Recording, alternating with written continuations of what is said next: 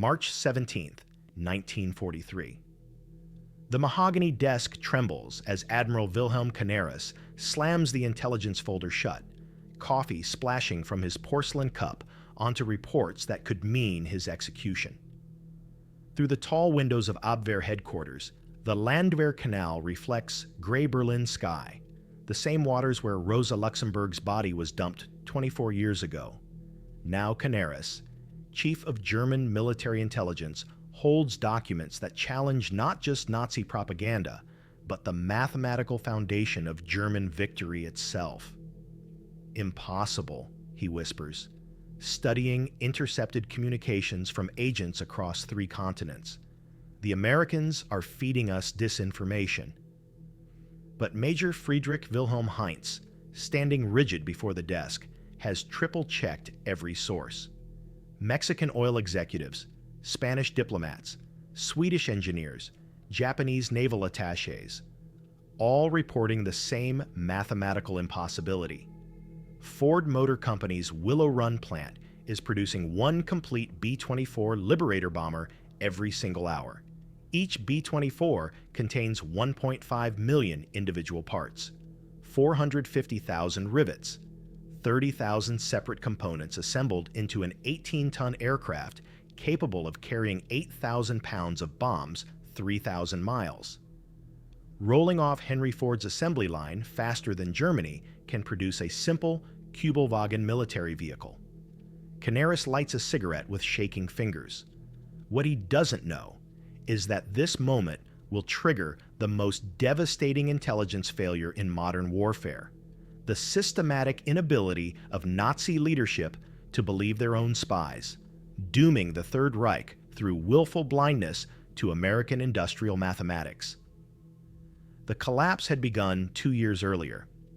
In 1941, Luftwaffe General Karl Koller presented Hermann Göring with reports showing American aircraft production approaching 2,000 planes monthly.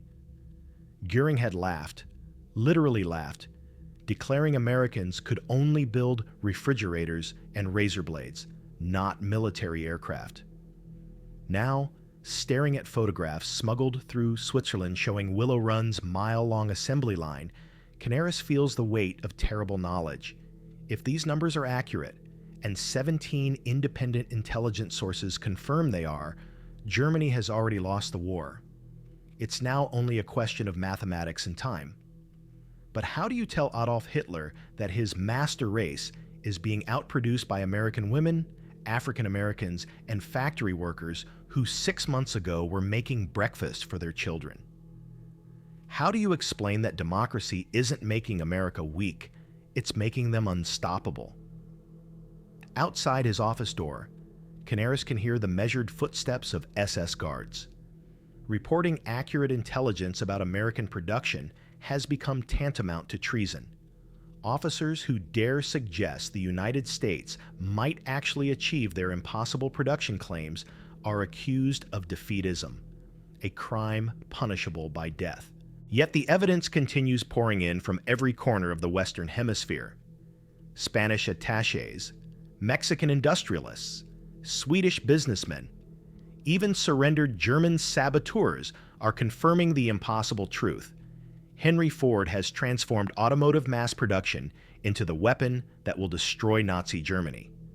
The question isn't whether American industrial capacity will win the war. The question is whether German leadership will believe their own spies before it's too late, or whether ideology will triumph over mathematics, ensuring the Third Reich's destruction. 18 months earlier, the impossible had seemed routine. Charles Cast Iron Charlie Sorensen, Ford's Danish immigrant production chief, stood in a San Diego hotel room staring at sketches that would reshape global warfare. On hotel stationery, using nothing but pencil and 35 years of manufacturing genius, he had broken down the most complex machine ever built, the consolidated B-24 Liberator bomber, into manageable automotive assembly operations. Consolidated aircraft executives had mocked him. "You can't build planes like cars," they insisted. Reuben Fleet, Consolidated's president, challenged Sorensen directly. How would you do it better? Sorensen's response would echo through history. I don't know yet, but I'll have an answer tomorrow morning. By dawn, working through the night, he had redesigned aircraft production using automotive principles. Ford wouldn't build parts for Consolidated. They would build complete bombers, or nothing. The sketches seemed impossible. Moving assembly lines for aircraft, precision tooling for components requiring tolerances measured in thousandths of inches, mass production of machines containing more parts than entire German factories produced annually. But Henry Ford, remembering how critics had dismissed his Model T assembly line, approved the project immediately. Construction began April 1941 on 4 flat acres of Michigan farmland outside Ypsilanti. What rose from those fields defied industrial imagination. 4.7 million square feet of factory space, larger than 67 city blocks. The main building stretched over a mile, requiring 2 turntables to rotate aircraft fuselages 90 degrees. Adjacent runways could launch completed bombers directly into combat service, but German intelligence networks were watching, and what they reported back to Berlin challenged every assumption about American industrial capacity. Through Mexico City, where German agent Wolfgang Blau posed as an Argentine leather merchant, came Harold Morrison's alcohol-loosened testimony. The American oil executive had toured Willow Run, describing impossible sights. The building is so vast that clouds form inside it. It sometimes rains within the factory. 42,000 workers, including thousands of women, Negro women, building the most complex machines ever created. Spanish Colonel Jose Hungría, military, attaché in Washington, secretly fed intelligence to Berlin while maintaining diplomatic cover. At embassy receptions, he cultivated American aerospace executives eager to discuss post-war opportunities. Charles Sorensen himself, believing he spoke to a neutral representative, revealed production secrets. We built an apprentice school, training 8,000 workers weekly. Women comprise 40% of our workforce. Democracy means utilizing all available human resources. Swedish engineer Erik Lundberg toured Willow Run in March 1943, reporting to Berlin through commercial channels. The plant operates with efficiency defying European understanding. 1,600 specialized machine tools, many designed for single operations. Capital investment perhaps $200 million for tooling alone. Even intercepted Japanese communications confirmed the impossible. Commander Toshikazu Omai's coded message to Tokyo, captured by German signals intelligence, provided independent verification. This single factory produces more aircraft monthly than entire Japanese aviation industry. By early 1943, 17 independent German intelligence sources had confirmed identical production figures. The numbers were staggering. Willow Run alone produced 650 B-24s monthly at peak capacity. Total American B-24 production exceeded 1,400 monthly. Germany's entire aircraft industry managed fewer than 800 planes monthly across all types. Desperate for ground truth, Admiral Canaris authorized Operation Pastorius, landing German saboteurs on American shores via submarine. Team leader George John Dash had lived in America for 20 years, understanding industrial capacity better than Berlin bureaucrats. His secret orders: gather photographic evidence of aircraft production before attempting sabotage. But within days of landing at Amagansett, Long Island, Dash surrendered to the FBI. During interrogation, he revealed something that stunned his American captors. Berlin doesn't believe your production figures. They think Willow Run is propaganda. FBI Special Agent Charles Landman asked incredulously, "They don't believe we're producing a bomber every hour." Dash laughed bitterly. "Agent Landman, I lived here. I've seen your automobile factories. I tried explaining that if Ford produced a car every minute before the war, they could certainly produce a bomber every hour during it. They accused me of being defeatist. The intelligence reached Berlin through multiple channels, each more dangerous than the last. Film footage, smuggled via Spanish diplomatic pouches, showed 5 minutes of Willow Run's assembly line in full operation.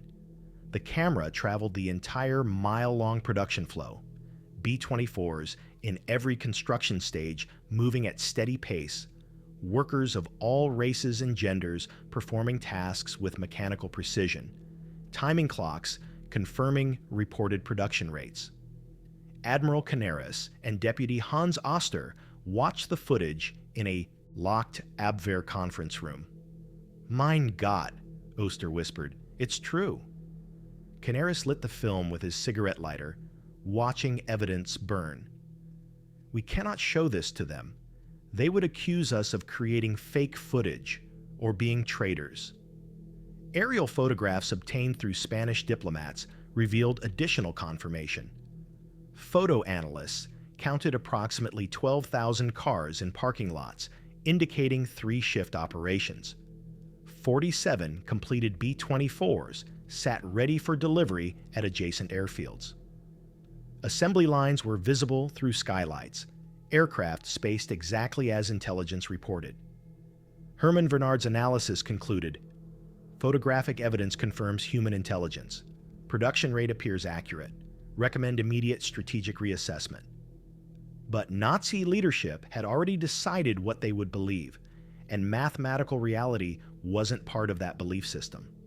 The stage was set for the most catastrophic intelligence failure in military history, not because German spies failed to gather accurate information, but because German leaders refused to believe intelligence that contradicted their racial ideology and economic assumptions.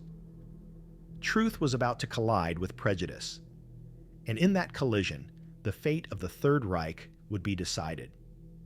April 20th, 1943, Hitler's 54th birthday. Carenhall, Hermann Göring's ostentatious hunting estate north of Berlin, where stolen European art hangs beside mounted trophy heads from African safaris. Admiral Canaris spreads intelligence reports across Göring's massive oak table like a card dealer revealing a losing hand. Göring, now weighing over 280 pounds and addicted to codeine, examines aerial photographs of Willow Run with contempt. His blue and gold Reichsmarschall uniform strains against his expanding frame as he picks up images showing the mile-long assembly line stretching toward the horizon. "Herr Reichsmarschall," Canaris begins carefully, knowing his life depends on every word. "We have confirmation from 17 independent sources. The Ford Willow Run plant is producing 1 B-24 Liberator every hour at peak production. They've sustained this rate consistently since January." Göring's laughter fills the hunting lodge like thunder. "Canaris, do you take me for a fool? These are obviously wooden mock-ups, props for American propaganda films. The Americans want us to believe they can manufacture aircraft like sausages in a delicatessen." Canaris pulls out intercepted railroad manifests, his hands trembling despite years of intelligence work. "Herr Reichsmarschall, they're consuming 16 million pounds of aluminum monthly at this single plant. That exceeds our entire national aluminum production." "Then where?"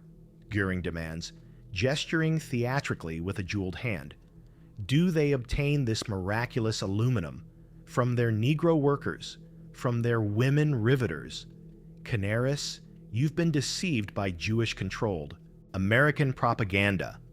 This Willow Run plant probably produces 50 bombers monthly at most. The Reich Marshal's dismissal isn't born of stupidity. Hermann Göring earned the Pour le Mérite in World War I, commanded Jagdgeschwader 1 after Manfred von Richthofen's death. But by 1943, morphine addiction and Nazi ideology have created impenetrable cognitive barriers. Accepting Willow Run's production means accepting that democracy empowers rather than weakens, that racial diversity creates strength rather than chaos, that American industrial capacity dwarfs German manufacturing. A week later, the Wolf's Lair, Hitler's East Prussian headquarters, where concrete bunkers hide behind birch forests and the Führer studies maps of Operation Citadel, the coming Battle of Kursk. Present are Generals Jodl and Keitel, Propaganda Minister Joseph Goebbels, and Admiral Canaris carrying intelligence that could save millions of lives if believed. Mein Führer, Canaris reports, knowing he risks execution for defeatism. If Americans are producing 1,400 B-24s monthly, plus equal numbers of B-17s, plus fighter aircraft, plus British production, aerial bombardment of the Reich will soon exceed our defensive capabilities. Hitler's response reveals the fatal flaw of totalitarian thinking. Admiral, Americans are capable of mass-producing simple goods, automobiles, refrigerators. But a bomber is not a motor car. It requires precision, skill, dedication. They claim to have achieved in 16 months what required 6 years of German preparation. It's mathematically impossible. General Jodl studies Canaris's figures, attempting calculation. Even accepting 1/4 of these numbers as accurate, the figures are false, Hitler interrupts. The Americans entered the war December 1941. Building this miraculous factory and achieving such production in such time defies physical law. Unknown to the Nazi leadership, their dismissal has become a death sentence for Germany. While they debate impossibilities, Willow Run operates with mechanical precision. By April 1943, the plant employs 42,131 workers, including 11,000 women and 3,800 African Americans, demographics that would shatter Nazi racial theories completely. Rose Will Monroe, the real-life Rosie the Riveter, operates pneumatic rivet guns on the B-24 production line. 6 months ago, she was making breakfast for her children in Kentucky. Now she drives 450,000 rivets into bomber fuselages, each rivet potentially saving American lives in combat. We knew every rivet mattered, Monroe recalled decades later. Every bolt we tightened was going to help end the war. The technological miracle unfolds in precise sequence. Wing sections arrive from Building L6, where precision jigs position components within thousandths of inches. Fuselages travel from Building L1, where women workers install hydraulic systems in spaces too cramped for male workers. Tail assemblies converge from Building L4, where teenage apprentices manage supply logistics with efficiency that amazes industrial engineers. At Station 85, 4 major assemblies meet like rivers flowing into the sea. Wing center sections, manufactured in permanent jigs requiring 1 man-hour versus Consolidated's 250 man-hours, slide onto overhead cranes. Fuselages, their aluminum skins gleaming under fluorescent lights, align with mathematical precision. 4 1,200 horsepower Pratt & Whitney engines, tested to aerospace standards, mount onto wing hardpoints. Charles Sorensen walks the line daily, watching his pencil sketches transform into flying reality. Cast Iron Charlie earned his nickname from stubborn determination, but even he marvels at the achievement. Each bomber contains 1.5 million parts manufactured to tolerances measured in 10,000ths of inches.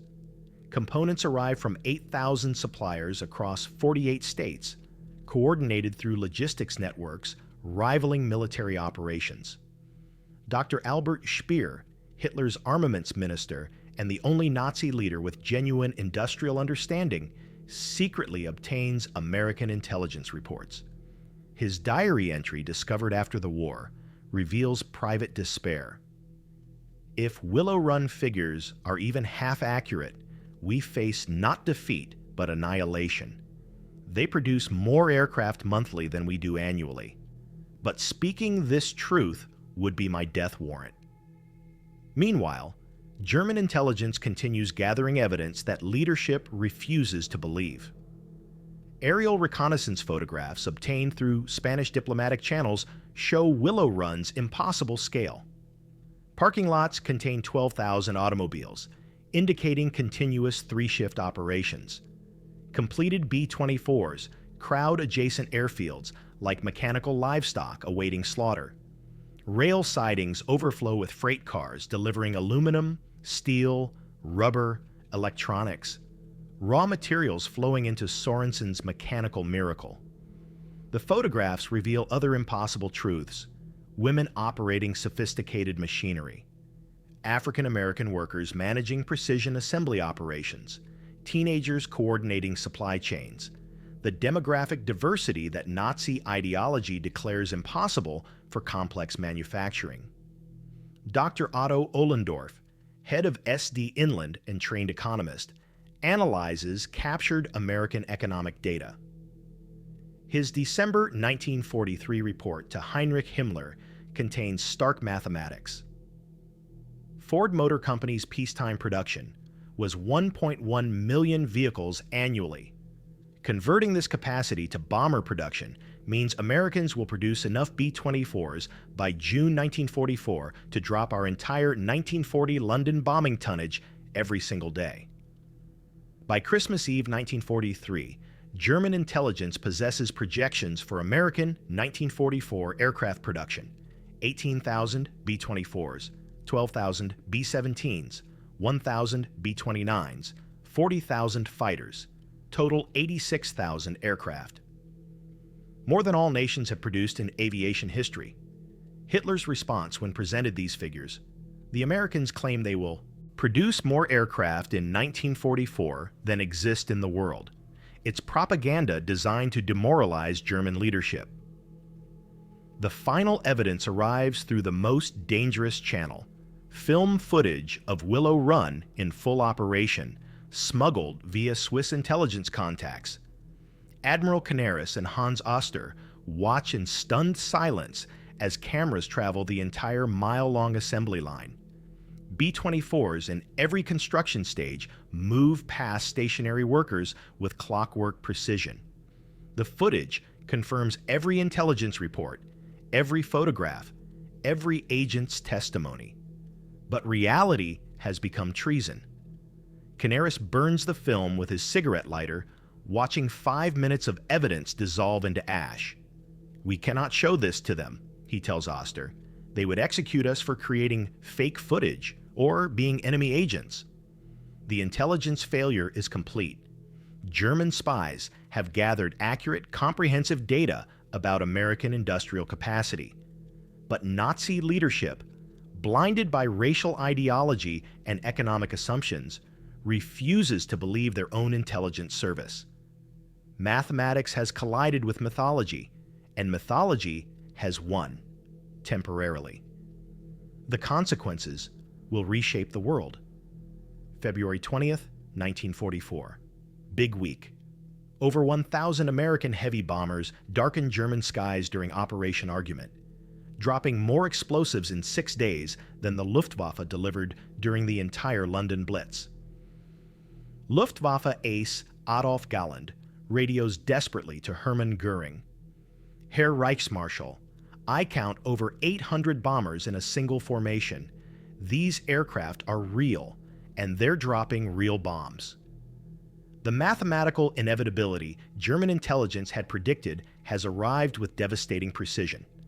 By April 1944, Willow Run achieves its peak production rate: 453 airplanes in 468 hours, one finished B-24 Liberator every 63 minutes. The demographic breakdown would have shattered Nazi ideology completely. 42,331 workers, including 11,000 women, 26% of workforce. 3,800 African Americans, 9% of workforce. About 200 disabled workers, 3% of workforce. The inferior races and weaker sex are outproducing German master race engineering by orders of magnitude. Admiral Wilhelm Canaris pays the ultimate price for reporting uncomfortable truths. Removed from intelligence leadership in February 1944, suspected of defeatism and treason, he's executed April 9th, 1945, at Flossenburg concentration camp, days before Germany's surrender. His deputy Hans Oster suffers identical fate on the same day. Their crime: accurately assessing American industrial capacity. Walter Schellenberg, Canaris's Nazi loyalist replacement, tells post-war interrogators, "We knew the truth about American production by early 1943. Every professional intelligence officer understood the numbers were accurate, but reporting this truth risked execution for defeatism." On June 6, 1944, over 11,000 Allied aircraft appear over France during D-Day operations. The Luftwaffe musters fewer than 300 fighters in response. Feldmarschall Hugo Sperla sends a desperate message to Berlin. "The enemy's aerial superiority is absolute. Our intelligence was correct. We were deceived not by Americans, but by ourselves." The United States Strategic Bombing Survey confirms what German intelligence had reported 20 months earlier. Willow Run produced 8,685 B-24s between 1942 and 1945. Peak monthly production reached 650 aircraft. The sustained hourly rate German leadership dismissed as impossible propaganda became deadly reality over German cities. Total wartime accounting reveals the scope of intelligence failure. United States aircraft production, 1940, 1945, 324,717. German aircraft production, 1940, 1945, 94,700. America produced 3.4 times more aircraft while fighting a two-ocean war. Albert Speer, during post-war interrogation, explains the psychological impossibility. To accept that Ford could produce a bomber every hour meant accepting our entire worldview was wrong. That democracy wasn't weak, but strong. That racial mixing created strength rather than weakness. That women could perform men's work effectively. It meant accepting we had started a war we could never win mathematically. Who would tell Hitler such truth? The human cost of ideological blindness proved catastrophic. Had German leadership believed their own intelligence and sought peace in early 1943, millions of lives might have been saved. Instead, cognitive bias transformed accurate intelligence into comfortable lies, ensuring national destruction. At the 1985 dedication of the Yankee Air Museum at Willow Run, Rose Will Monroe, the real Rosie the Riveter, met former Luftwaffe pilot Hans Rudel. Their conversation captured the war's essential truth. Rudel asked, "How did you build so many aircraft so quickly?" Monroe answered simply, "Honey, we just went to work every day and did our jobs.